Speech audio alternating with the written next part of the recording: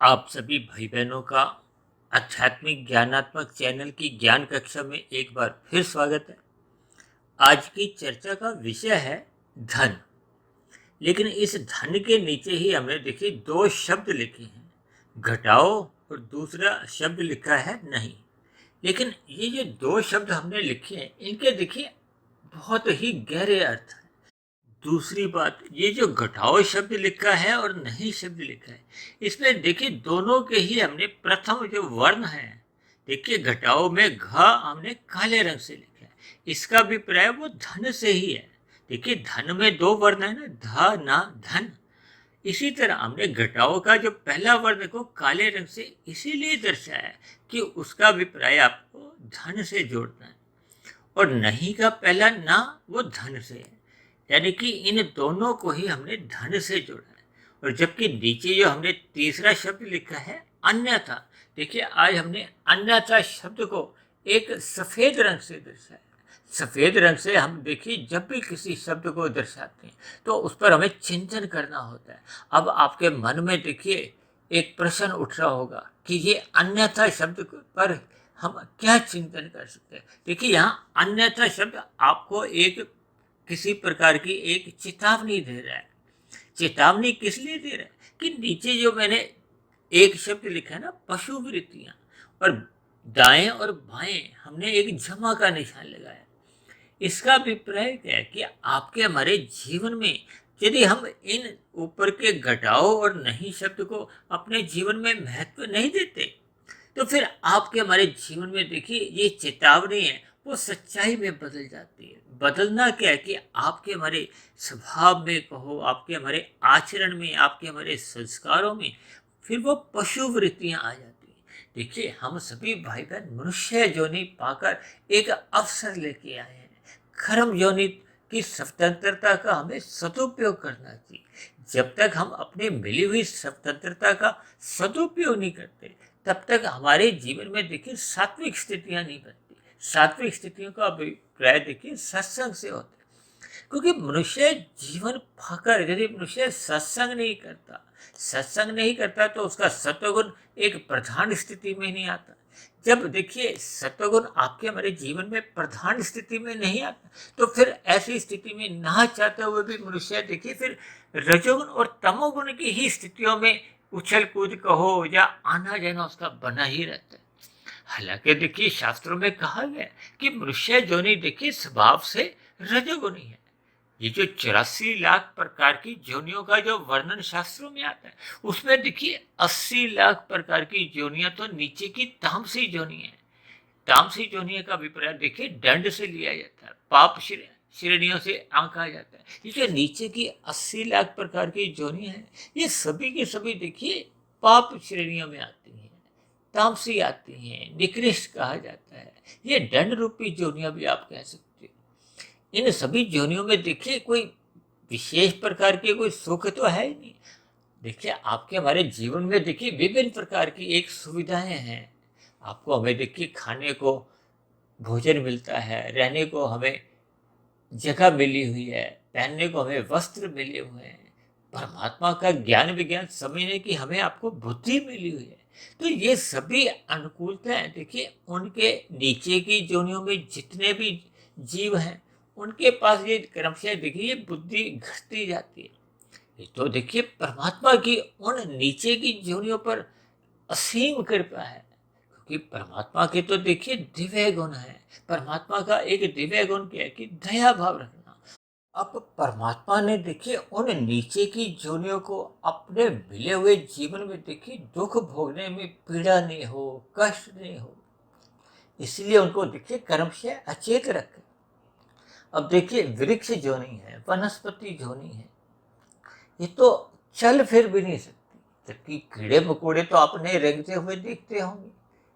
आपने मच्छर उड़ते हुए देखे हैं, तितलियां उड़ती हुई देखी हैं, पक्षियों को उड़ते भी और चलते फिरते भी आपने देखा होगा, और पशुओं को भी देखिए आपने इन सभी स्थितियों में देखा है। अब देखिए पशु से ही मुझे एक बात स्मृति में आ रही है। देखिए आपको हमारे रहने का एक पक्का मकान है, उसमें अलग अलग कमरे हैं और भी हमारे पास सुख सुविधा के साधन हैं। अक्सर आपने देखा होगा कि देखिए जब हम कभी कभी देखिए कहीं गाड़ी लगाते हैं, कार को अपने घर कहीं लगाते हैं, तो अक्सर कोई देखिए कोई आवारा कुत्ता फटाफट उसके नीचे आकर आराम से सोने लगता है। अब देखिए वो उस जगह विशेष को वो अपना अस्थायी घर बना लेता है, क्योंकि उनका कोई देखिए अपना स्थायी घर तो है नहीं। तो इन सभी स्थितियों से देखिए, इन उदाहरणों से हमें शास्त्रों के जो गूढ़ रहस्य हैं उनको समझने में देखिए आसानी होती है। देखिए मेरी तो प्रतिदिन की जो वीडियो बनती है, मैं आपके हमारे दिनचर्या में जैसी जैसी देखिए स्थितियां देखने को मिलती है, तो मैं उन स्थितियों विशेष से कुछ ज्ञान लेते हुए, कुछ शिक्षा लेते हुए अपने इन बनने वाले वीडियो में उनको एक स्थान देता हूँ। इसी तरह देखिए कभी कभी आपने घर में कई तरह के जो यंत्र हैं, अब देखिए आपके हमारे घरों में जैसे मिक्सी है, माइक्रोवेव ओवन है, कभी कभी उनकी आप देखिए कोई मरम्मत करवाने के लिए जाना होता है, तो आप देखोगे कि उसके अंदर कितने ही प्रकार के देखिए जीव होते हैं। एक दो 10 20 50 नहीं, कितने ही। तो देखिए उनका तो वो घर बना हुआ है। तो ये सभी स्थितियां पर जब हम देखिए चिंतन करते हैं, विचार करते हैं, तब देखिए हमें मनुष्य जोनि का एक विशेष महत्व समझ में आने लगता है। और जबकि मनुष्य जीवन को देखिए मनुष्य एक यूं ही गंवा रहा है, बर्बाद कर रहा है, किसमें? धन कमाने में। देखिए धन कमाने में शास्त्रों में भी किसी भी प्रकार का कोई एक गैर कानूनी नहीं बताया हुआ, कोई निषेध कर्म में नहीं आता। यदि मनुष्य देखिए रजोगुण में रहता हुआ धन कमाता है, क्योंकि 4 प्रकार के देखिए पुरुषार्थ बताए गए हैं: धर्म, अर्थ, काम, मोक्ष। देखिए हम धर्म की 4 दीवारी में रहते हुए, यानी कि शास्त्रों में जो विधि विधान बताए गए हैं, हम धर्मानुसार यदि धन कमाते हैं, किस लिए? विषय भोगों की कामनाओं के लिए, संसारी आकर्षणों को भोगने के लिए।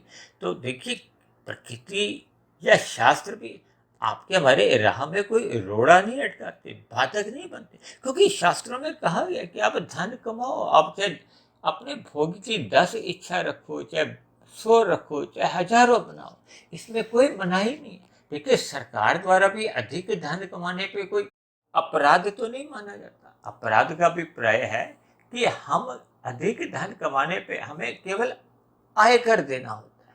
इसी तरह हमें शास्त्रों के अनुसार अपने धन कमाने के लिए धर्मानुसार आचरण करना होता है। धर्मानुसार आचरण का अभिप्राय है कि मनुष्य को रजोगुण में रहते हुए अन्य मनुष्यों को, अन्य जीवों को पीड़ा नहीं देनी, दुख नहीं देना, उनको छल कपट ठगी द्वारा हमने धन नहीं कमाना। बस इतनी सी बात है। देखिए निषेध कर्मों को हमने नहीं करना, यानी कि हमने अपना पाप कर्मों का क्रमशः नहीं बढ़ाना। ये जो मैंने कहा है ना, धन घटाओ, घटाओ में देखिए पहला अक्षर मैंने काले रंग का घा उसी धन को प्रेरित होकर ही दिखाया है। और दूसरे में मैंने देखी जो नहीं शब्द का ना शब्द भी उसी धन का दूसरा वर्ग के लेकर एक शिक्षा देने का एक प्रयास किया कि हम सभी भाई बहनों को धन कमाना चाहिए, लेकिन धन हमें उतना ही कमाना चाहिए कि आपके हमारे जीवन की देखिए आवश्यकताओं की पूर्ति हो जाए।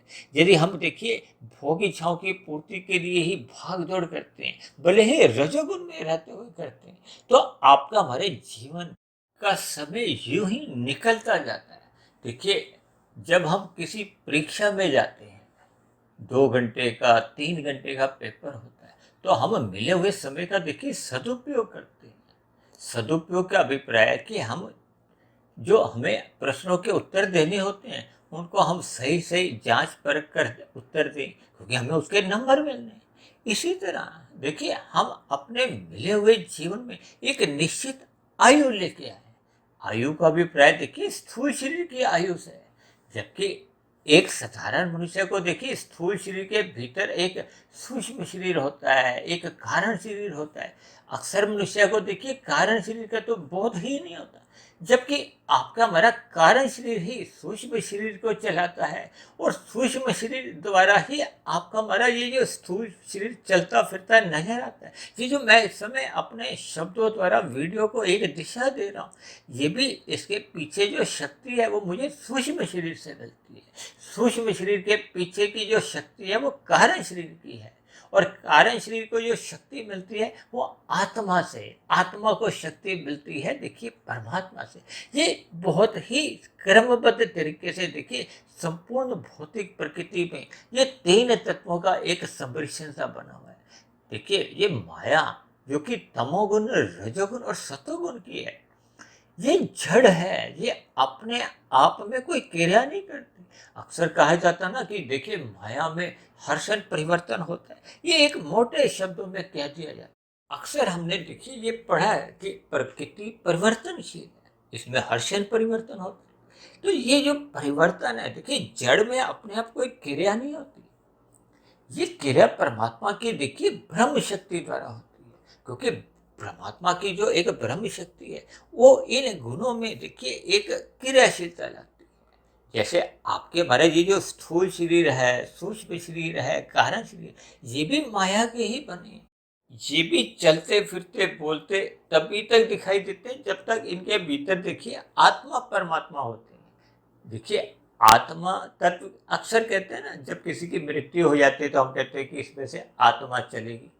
अक्सर मोटे शब्दों में ऐसा कह दिया जाता है। देखिए स्थूल शरीर तो वहीं पड़ा हुआ होता है। अक्सर देखिए कहा जाता है ना ये 5 तत्वों का बना है, अभी ये 5 तत्वों में ही दाह संस्कार होगा, उसमें विलीन हो जाएगा। ऐसे शब्द अक्सर देखिए शमशान घाट में भी बोल दिए जाते हैं। इनसे हमें देखिए कुछ इस पर चिंतन करना चाहिए। देखिए स्थूल शरीर तो वहीं रहते हैं, ये स्थूल शरीर तो बार बार ये जो बदलते हैं, ये जो 84 लाख प्रकार की योनियों का वर्णन आता है, ये उसमें मनुष्य योनि का एक विशेष महत्व इसलिए है। इसलिए देखिए मैं मनुष्य योनि को परीक्षा के साथ जोड़ देता हूँ। जैसे परीक्षा में देखिए हम 1 मिनट भी इधर उधर अपना बर्बाद नहीं करते ना, इसी तरह मनुष्य योनि पाकर हमें मिले हुए जीवन को देखिए बर्बादी की ओर नहीं ले जाना। अब बर्बादी की ओर का अभिप्राय देखिए क्या है कि जब हम रजोगुण में रहते हुए धन कमा रहे हैं, भले ही धर्मानुसार कमा रहे हैं, लेकिन उस कमाए गए धन का कोई अर्थ नहीं है, वो अर्थहीन बन जाता है। देखिए आपने हमने जीवन में यदि 2 रोटी खानी है, अब हम यदि 200 रोटी कमाने के लिए भले ही रजोगुण में रहते हुए धर्मानुसार और जिस देश में रहते हैं वहाँ के कायदे कानूनों का पालन करते हुए यदि हम देखिए 200 रोटी के लिए धन कमाते हैं, और कहीं कहीं तो देखो आप ऐसे भी स्थितियां आप देखते हो कि मनुष्य ने खानी तो देखिए 2 रोटी है, वो 200 नहीं 2000 रोटी कमा रहा है, 2 लाख रोटी कमा रहा है। तब ऐसी स्थिति में देखिए यदि वो रजोगुण में रहता हुआ उसने ये कर्म किए हैं तो उसका देखिए कोई पाप कर्मों का कर्माशय तो नहीं पड़ता। लेकिन अक्सर देखिए जैसे जैसे हम मात्रा धन की बढ़ाते जाते हैं, बढ़ाने का अभिप्राय देखिए रोटी से लो चाहे धन से, ये केवल समझने की बात है। यानी कि आपके हमारे जीवन में देखिए आवश्यकताओं की पूर्ति के लिए यदि हम अपना व्यवसाय करते हैं तो हमें लाभ की आशा बनी रहती है, और बननी ही चाहिए, क्योंकि हमें अपने स्थूल शरीर की आवश्यकताओं की पूर्ति करनी है, परिवार का गुजर बसर करना है, अपने कर्तव्य कर्मों को पालन करने के लिए हमें धन की आवश्यकता होती है। लेकिन जैसे ही हम इस धन में एक लोभ आ जाता है, लोभ कब आता है, उस पर देखिए लाभ और लोभ में क्या फर्क है, केवल एक ऊपर मात्रा का फर्क है। ये मात्रा ही तो देखिए 2 से 200, 200 से 2000, 2 लाख, 2 करोड़ है। इनके आप भावार्थ समझोगे तो आपको देखिए शब्दों में ही आपको अर्थ समझ में आने लगेंगे। यानी कि लाभ से जब हम लोभ पर जाते हैं, देखिए लाभ मैंने कहा ना आपके मेरे स्थूल शरीर की आवश्यकता है, लेकिन लोभ का अभिप्राय देखिए मन की स्थिति से है, सूक्ष्म शरीर से संबंध रखता है। देखिए जब हम योजनाएं बनाते रहते हैं कैसे और धन कमाओ और धन कमाओ, तो ये चिंतन कहाँ होता है, मन में होता है। इसीलिए देखिए मैंने ये घटाओ और नहीं सब, यानी कि हमें मन में ये चिंतन नहीं करना चाहिए। अब समझने के लिए ये जो मैंने देखिए घटाओ शब्द लिखा है, इसको आप सूक्ष्म शरीर से अपना जोड़ सकते हो। यानी कि हमें मन बुद्धि में लोभ का चिंतन नहीं करना, क्योंकि ये लोभ ही कब ये संग्रह की ओर प्रवृत्ति करेगा। क्योंकि कहते हैं ना लाभ से लोभ की यात्रा होती है, फिर लोभ से संग्रह की, और संग्रह से देखिए महासंग्रह की। अक्सर आपने देखा होगा ना कई बार देखिए आयकर के छापे जब पड़ते हैं तो लोगों के घरों में देखिए कितना कितना धन निकल निकल के आता है। अलमारियों में से नोटों की गड्डियां निकल रही हैं। धन, जेवर और बेनामी संपत्ति के कितने ही ऐसे कागजात मिलते हैं। तो देखिए देखिए इन सभी स्थितियों का मेरा कोई प्रत्यक्ष रूप से नहीं, ये तो बात को समझाने के लिए मैं इन सभी उदाहरणों को साथ में ले लेता। यानी कि हमें अपने सूक्ष्म शरीर के स्तर पर, मन बुद्धि के स्तर पर देखिए हमने घटाओ शब्द को समझ सकते हैं। यानी कि हमने इसकी मात्रा नहीं बनानी, क्योंकि मात्रा बढ़ाने के बाद फिर जो आगे की गली आ जाती है वो संग्रह की आ जाती है, महासंग्रह की आ जाती है। अब जो मैंने नहीं शब्द लिखा ना, इस नहीं शब्द को आप कारण शरीर से जोड़ सकते हो। देखिए कारण शरीर में ही आपका हमारा कर्माशय बनता है, संस्कार बनते हैं। देखिए मैंने बताया ना, जब हम रजोगुण में रहते हुए कर्म करते हैं तो उसका हमें कोई दंड नहीं मिलता। लेकिन अक्सर जब देखिए हम रजोगुण में गहरे तल पे उतर जाते हैं, गहरे तल पर उतरने के बाद ही मनुष्य देखिए फिर वो तमोगुण में गिर जाता है। तमोगुण में गिरने का अभिप्राय है कि मनुष्य उस धन कमाने की दौड़ में कब अन्य मनुष्यों के साथ एक शोषण की स्थितियों में आ जाता है, छल कपट ठगी हेरा फेरी करने लगता है, अपने विषय भोगों की प्राप्ति के लिए देखिए मांसाहारी बन जाता है, शराब का सेवन करने लगता है और भी देखिए तामसिक पदार्थों का अपने जीवन में एक स्थान देने लगता है। अब देखिए आज कलयुग में देखिए शराब का सेवन कितना अधिक बढ़ता जा रहा है। आप देखोगे कि लोग देखिए विभिन्न प्रकार के ये सिगरेट या और भी नशे के पदार्थ लेने लगे हैं। ये विभिन्न प्रकार के देखिए जो मीठी सुपारी के नाम से जो एक गुटखा कहो या विभिन्न तामसी स्थितियाँ, ये मादक पदार्थ हैं, ये सभी मनुष्य को देखिए तामसी स्थितियों में ले जाते हैं, मोह की स्थितियों में ले जाते हैं। ये मोह की स्थितियाँ को, तामसी स्थितियाँ को देखिए समझने के लिए आप इनको एक गहरे अर्थों में ले सकते हो कि मनुष्य का देखिए जीवन इसमें बर्बादी की ओर जाता है। देखिए प्रकृति के 3 ही गुण है ना, इनकी देखिए मैं प्रतिदिन ही चर्चा करता हूँ, तमोगुण, रजोगुण और सतोगुण। तमोगुण से 10 गुना अच्छा शास्त्रों में कहा गया रजोगुण को, रजोगुण से भी 10 गुना अच्छा सतोगुण को कहा गया और सतोगुण से ही 10 गुना अच्छा मैंने विशुद्ध सतोगुण परमात्मा को दर्शाया, ताकि आपके हमारे जीवन में देखिए मैंने इनको एक अंकों से इसलिए परिभाषित किया है कि तमोगुण को 1, रजोगुण को 10, सतोगुण को 100 और विशुद्ध सतोगुण को 1000 से, ताकि इन अंकों के आधार पर जैसे हम देखिए नोटों को महत्व देते हैं ना आर्थिक दृष्टिकोण से, जिसकी आज हम धन की चर्चा कर रहे हैं, तो उस दृष्टिकोण से देखिए हमने अधिक संख्या वाले को महत्व देना है। यानी कि मिले हुए जीवन में परमात्मा को सर्वोपरि महत्व देना है, यानी कि परमात्मा की साधना करनी है। परमात्मा को पाने के लिए हमने कर्म योग, ज्ञान योग, भक्ति योग में अपने आप को स्थित करना, तभी तो आपका हमारा मिला हुआ जीवन देखिए सफल हो पाता है। यदि हम देखिए धन को ही कमाते जाते हैं, उसकी संख्या बढ़ाते जाते हैं, तो आपके हमारे जीवन में देखिए रजोगुण में रहते हुए केवल मात्र एक समय की बर्बादी होती है। जैसे कि मैंने कहा ना, परीक्षा में जब हम बैठे तो हम इधर उधर फालतू में अपना समय गंवाते नहीं हैं, क्योंकि हमारा आपका मिला हुआ जीवन भी तो देखिए सीमित है। तो हमें अपने मिले हुए जीवन में अपना सत्वगुण बढ़ाना चाहिए, क्योंकि सत्वगुण बढ़ाने पे ही जब ज्ञान अपनी स्थायी अवस्था में आता है, स्थिर अवस्था में आता है, तो फिर मनुष्य को सत्वगुण में रहते हुए उस विशुद्ध सत्वगुणी सत्ता यानी कि परमात्मा का एक बोध होने लगता है। देखिए रजोगुणी मनुष्य को परमात्मा का बोध नहीं होता। ये जो रजोगुणी मनुष्य जब सत्संग भी करता है तो उसका सत्संग देखिए लोभ से होता है या भय से होता है।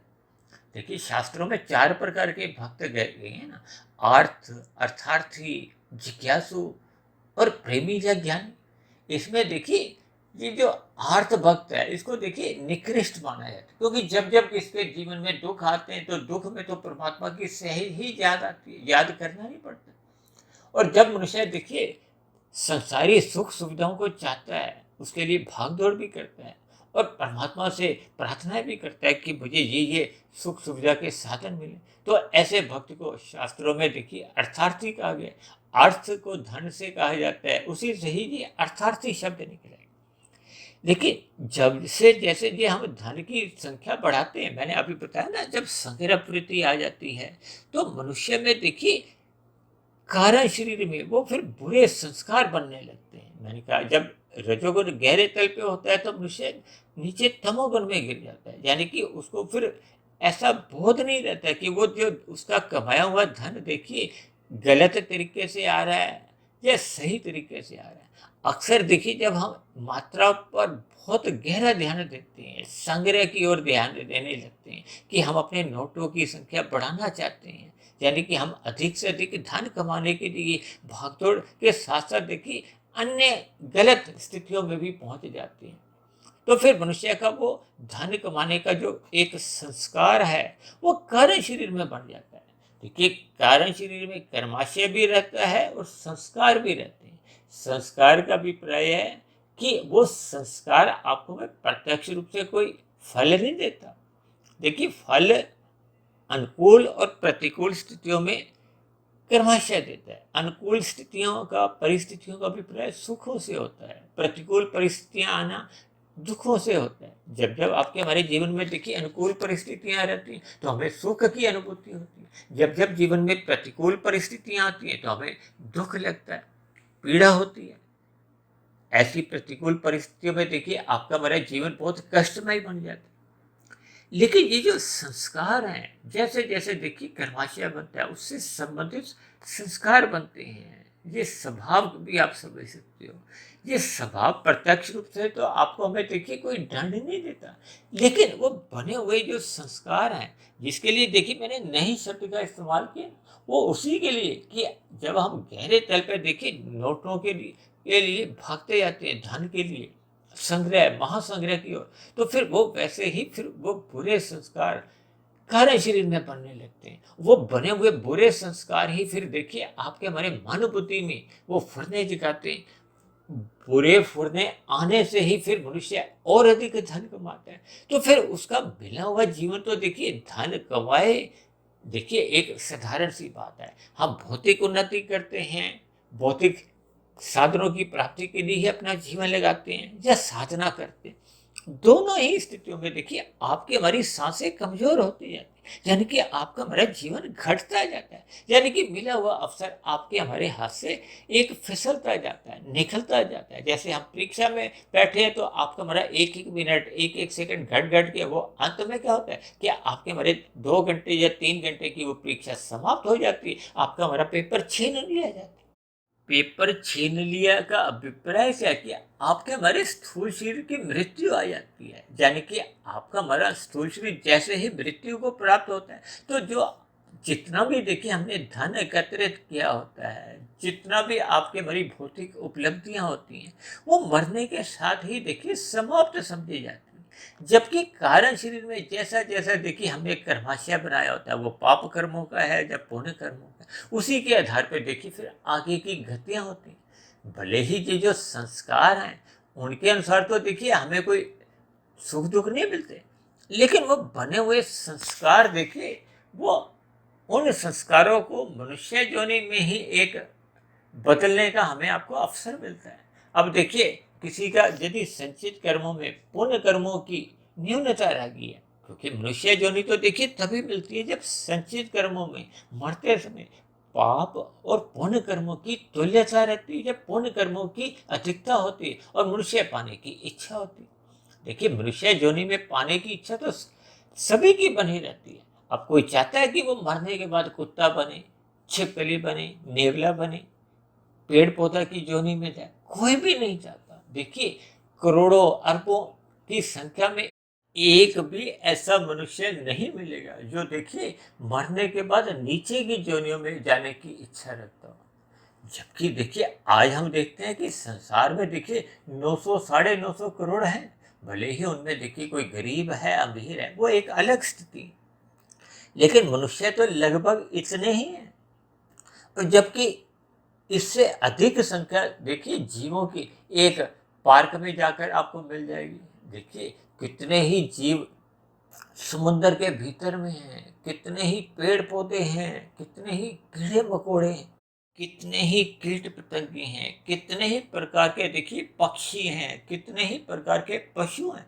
पशुओं की संख्या तो देखिए 30 लाख प्रकार के पशु बताए गए हैं। 10 लाख प्रकार के देखिए पक्षी हैं और एक एक जोनी में देखिए कितने ही पक्षी हैं। आप देखो जैसे कबूतर एक जोनी है, अब कितने ही कबूतर आपको नजर आते हैं। अब कुत्ता भी तो एक ही जोनी है, कितने ही कुत्ते आपको देखिए दिल्ली में ही नजर आते हैं, भारत में ही नजर आते हैं, कितने ही विदेशों में कुत्ते हैं। तो इन सभी स्थितियों से देखिए आप जब इन अन्य जीवों को यानी कि तामसी जोनियों के जीवों की आप संख्या का अनुमान लगाओगे तो आपका दिमाग चकरा जाएगा। देखिए शास्त्रों में भी जितने भी आत्मा है इनकी कोई संख्या नहीं बताएगी, क्योंकि इतने अनंत जीव हैं। देखिए सभी जोनियों के असंख्य जीवों में एक एक आत्मा है ना। जैसे मनुष्य जोनि में हमारे अंदर एक एक आत्मा है। तो देखिए आप स्वयं ही अंदाजा लगा सकते हो कि ये जो नीचे की 80 लाख प्रकार की जोनियां हैं उसमें कितने ही असंख्य जीव हैं, जिनकी हम देखिए यदि हम कॉपी लेकर लिखना भी चाहें, मरते दम तक लिखते भी नहीं तब भी वो संख्या देखिए पूर्ण नहीं मानी जाती, इतने असंख्य। और वो भी जितने भी देखिए जीव हैं वो भी कभी ना कभी किसी ना किसी युग में आपके हमारे जैसे मनुष्य योनि में ही थे।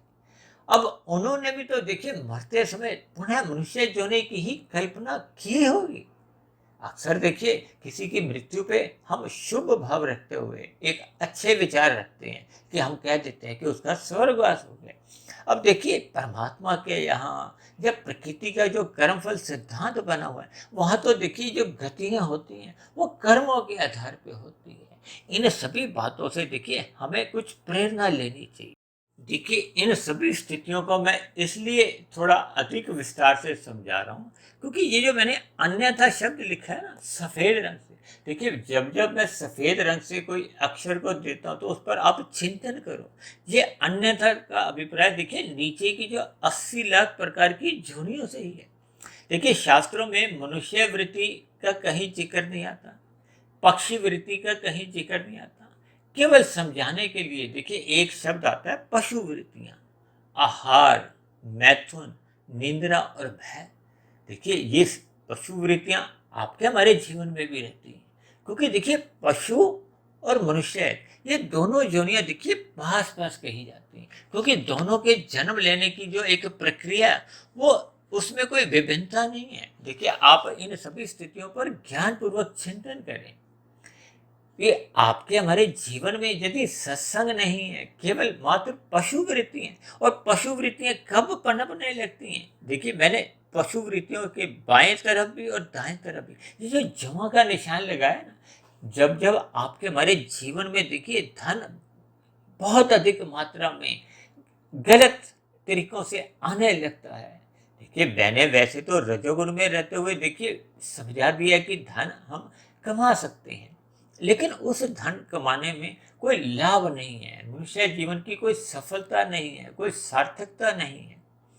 लेकिन जब हम गलत तरीकों से, गैर कानूनी तरीकों से या शास्त्रों के विरुद्ध हम निषेध कर्म करते हैं केवल धन कमाने के लिए, तो वो तो देखिए बहुत ही एक गलत प्रकार के देखिए कर्म है, निषेध कर्म है, उससे हमारा कर्माशय भी बिगड़ता है।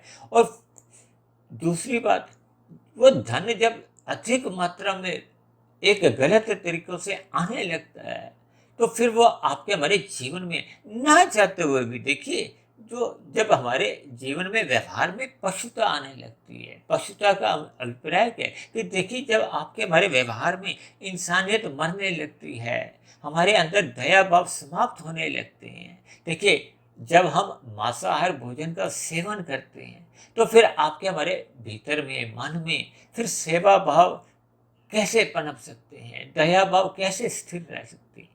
इन सभी स्थितियों को देखिए मैंने बहुत ही संभल संभल कर, बहुत ही शब्दों को सही ढंग से समझाने का एक प्रयास किया।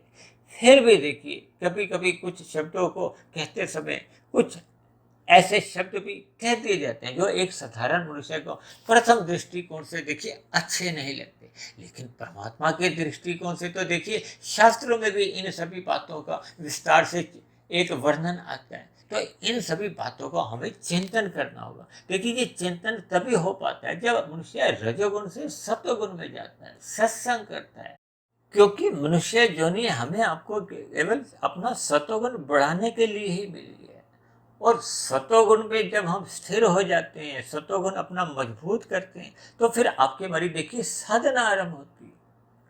साधना उसी क्षण आरंभ होती है जब हम निष्काम भाव से कर्म करते हैं।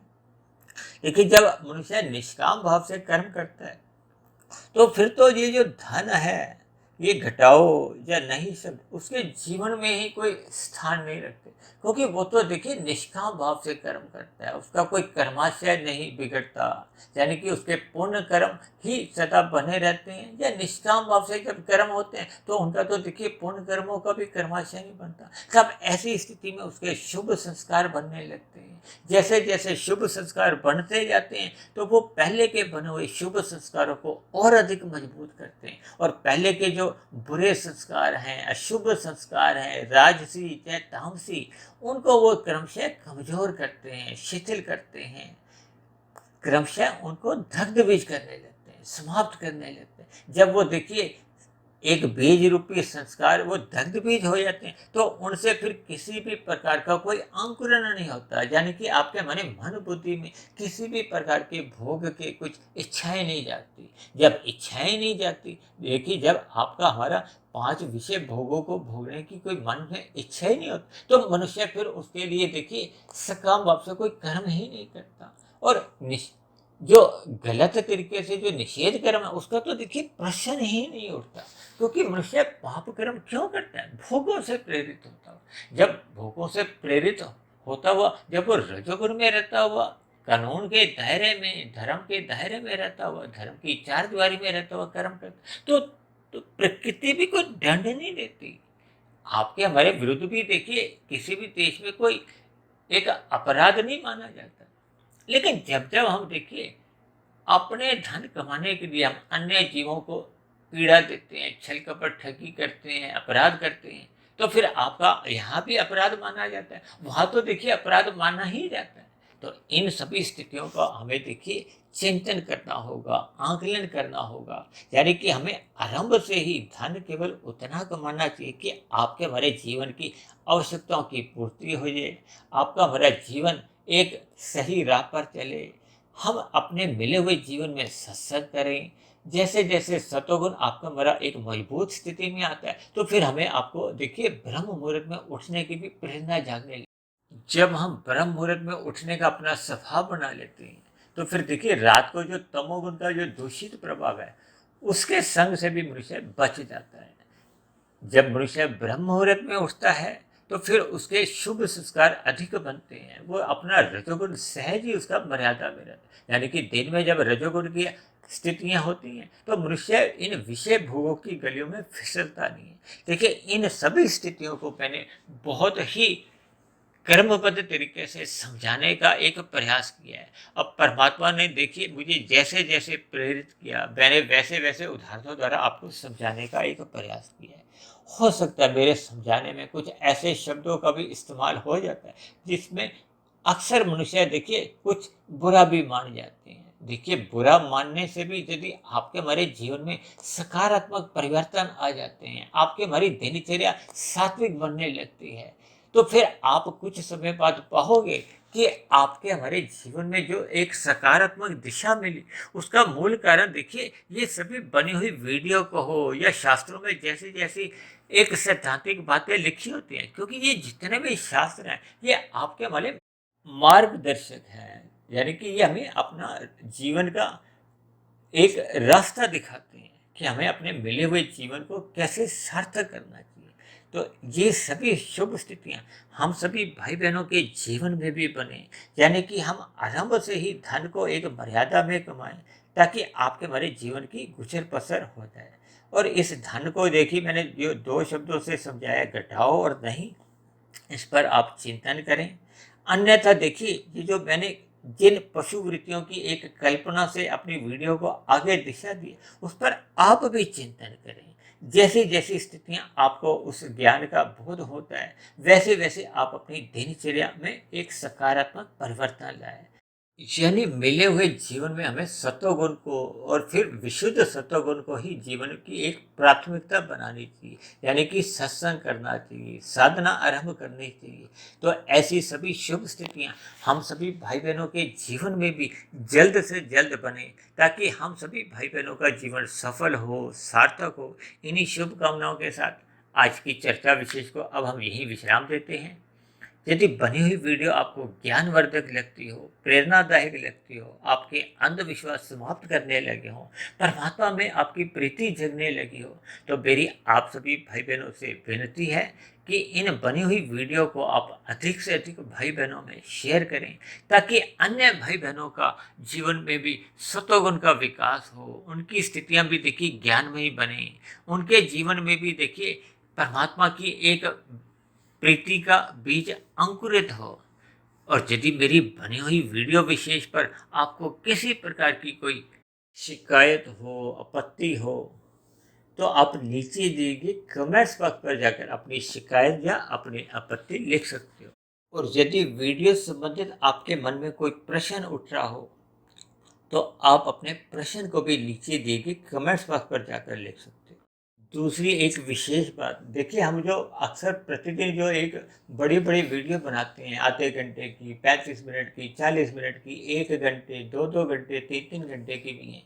यदि इन सभी वीडियो को सुनने के लिए आपके पास पर्याप्त समय नहीं हो, तो अब जो हमने देखिए एक ब्रह्म मुहूर्त उपदेश को, जो पहले हम देखिए लेख के रूप में 4 लाइनें 6 लाइनें में लिखते थे, उसको हमने देखिए 1 1.5 2 मिनट की वीडियो का एक रूप दिया है, ताकि हम जो प्रतिदिन जो एक लंबी लंबी वीडियो बनाते हैं, उनमें कुछ शब्दों का देखिए एक हम जो बोलते हैं, कभी कभी उन शब्दों के अर्थ भी आपको समझ नहीं आते। तो फिर इन छोटी छोटी वीडियो में देखिए उन शब्दों को भी अर्थ समझा दिए जाते हैं। कुछ संक्षेप में ये परमात्मा से संबंधित है, यानी कि आपके हमारे 3 शरीर, स्थूल शरीर, सूक्ष्म शरीर, कारण शरीर, प्रकृति के 3 गुण, तमोगुण, रजोगुण और सतोगुण, और आत्मा परमात्मा से संबंधित जो सूक्ष्म बिंदु होते हैं, उन पर भी चर्चा होती है।